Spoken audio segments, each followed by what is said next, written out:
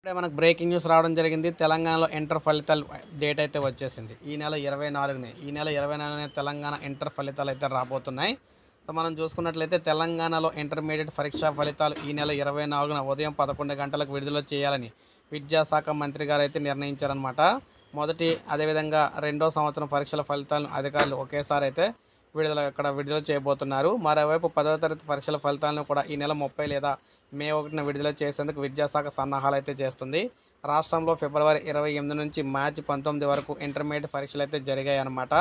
First year, second ఇయర్కి సంబంధించి దాదాపు 10 లక్షల మంది విద్యార్థులు అయితే పరీక్ష రాశారు. సో ఇందులో మనం చూసుకుంటే 10వ తరగతి పరీక్షలు చూసుకుంటే మార్చి 18 నుంచి ఏప్రిల్ 2వ తేదీ వరకు జరిగాయి. ఇది 5 లక్షల మంది అయితే రాయడం జరిగింది.